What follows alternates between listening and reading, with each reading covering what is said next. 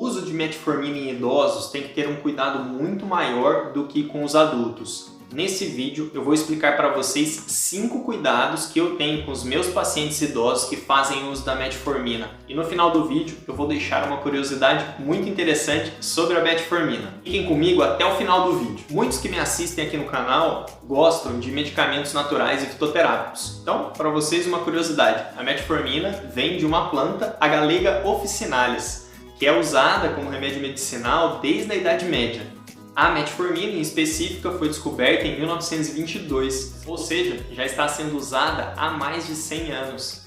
É o medicamento mais usado do mundo, cerca de 130 milhões de pessoas em todo o mundo fazem uso da metformina para controle do diabetes. E, na maior parte dos estudos, é tida como a primeira opção para o tratamento do diabetes, sendo um remédio muito seguro de ser usado. Mas, apesar dessa segurança, ela tem sim algumas particularidades, principalmente nos idosos. Vamos começar a falar sobre os cuidados que são necessários para o uso da metformina em idosos. Primeiro cuidado, a vitamina B12. Idosos naturalmente já têm uma absorção mais lenta da vitamina B12. Ainda mais os idosos que tomam remédios para proteger o estômago ou para a gastrite, como omeprazol, pantoprazol e esomeprazol. Esses medicamentos também reduzem a absorção da vitamina B12. A metformina, por sua vez, também reduz a absorção de vitamina B12. Por isso, todo idoso que faz uso da metformina precisa dosar a vitamina B12 pelo menos uma vez por ano. Os sintomas de falta de vitamina B12 são fraqueza nas pernas, formigamentos e, em casos mais graves, até anemia, e ela também pode imitar uma doença de Alzheimer, um quadro demencial. Por isso, você não quer ficar com níveis baixos de vitamina B12 no seu corpo, e todo idoso que faz uso de metformina e também de omeprazol, esomeprazol e pantoprazol deve dosar a vitamina B12 pelo menos uma vez por ano. Cuidado número 2, desconforto abdominal e diarreia. É muito comum, principalmente quando iniciamos o uso da metformina, a pessoa ter desconforto abdominal, dores de estômago e muitas vezes diarreia. Esses são sintomas que comumente passam depois de algum tempo do uso do medicamento. A maneira que uso para reduzir a chance desses sintomas é usar as fórmulas de liberação prolongada, a mais comum no mercado, o Glyphage XR, de 500 mg, sendo tomado no período da noite. Dessa maneira, conseguimos reduzir um pouco esses sintomas de dor abdominal e diarreia. Em bula, a dose máxima de metformina é de 2.000 mg, mas em idosos geralmente usamos até 1.000 mg porque doses acima disso podem causar dor abdominal e diarreia. Eu tenho um caso muito curioso aqui no consultório de um paciente que usava metformina já há mais ou menos 15 anos e começou há 5 anos atrás com um quadro de dor abdominal e diarreia. Passou em vários especialistas para avaliar o porquê dessa diarreia crônica dele. Como ele tomava metformina há muito tempo, não foi pensado que a causa da diarreia pudesse ser a metformina. Para ser sincero, nem eu mesmo pensei nisso.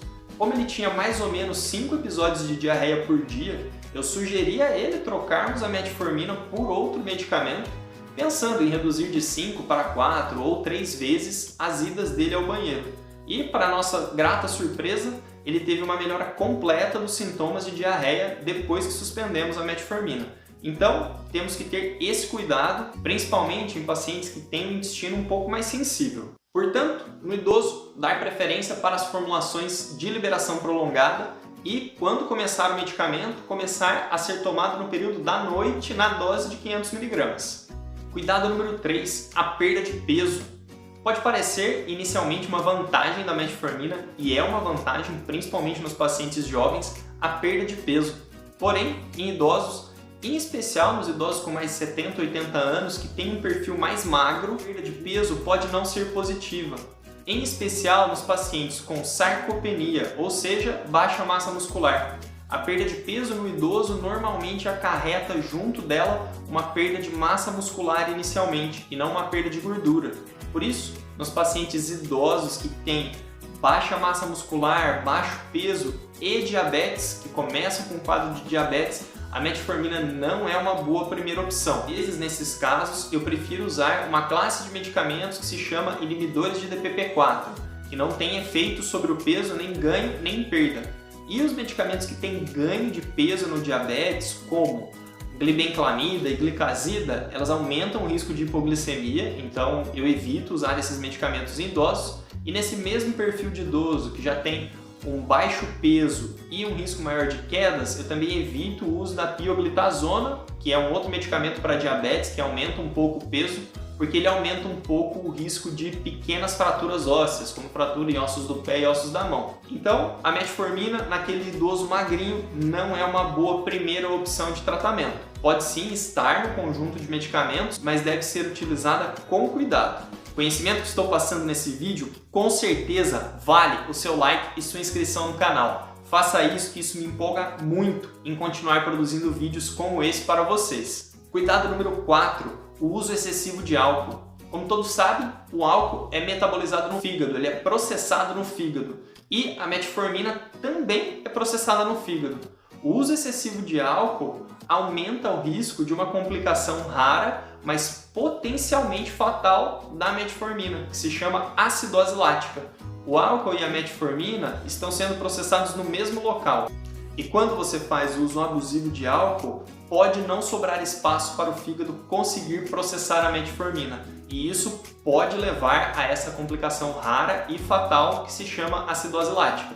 Também acho muito importante salientar que as bebidas alcoólicas alteram muito o diabetes, então pacientes diabéticos deveriam evitar ao máximo e, se possível, não fazer uso de bebidas alcoólicas e, se forem fazer uso de bebidas alcoólicas, em quantidade muito pequena. Cuidado número 5. Alterações importantes nos rins e no fígado.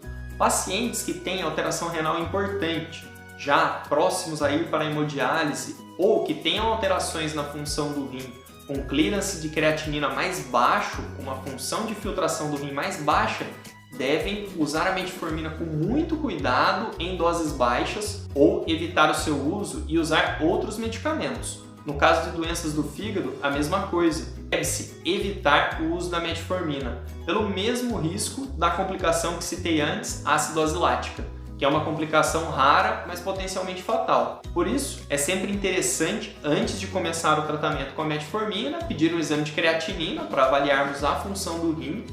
E nas pessoas que têm histórico de hepatite, alcoolismo ou alguma doença do fígado, fazer um ultrassom de abdômen superior para avaliar se esse fígado tem sinais de que tem um quadro de cirrose inicial. Cuidado número 6. Exames com contraste iodado. Os exames com contraste estão cada vez mais seguros. E os exames que estou falando aqui são os exames com contraste iodado. Classicamente, as tomografias e não as ressonâncias, que usam outro tipo de contraste. No caso da ressonância, você pode ficar tranquilo e não precisa ter nenhum cuidado especial ao tomar a metformina.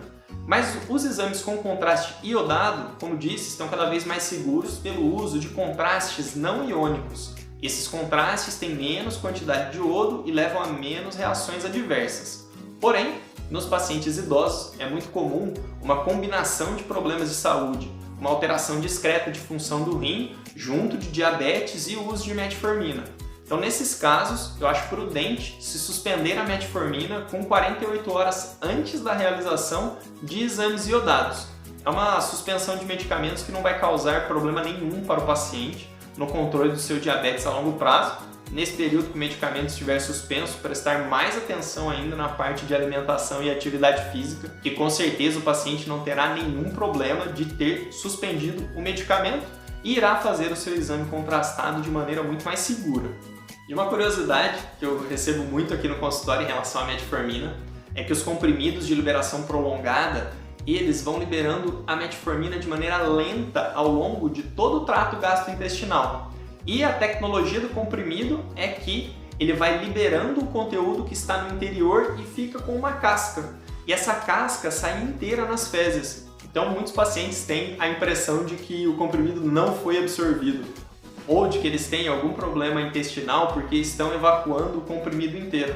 Fique tranquilo, evacuar o comprimido de metformina de liberação prolongada é algo comum e é uma tecnologia do comprimido, não é nenhum problema do seu intestino. Quer cuidar melhor do seu diabetes?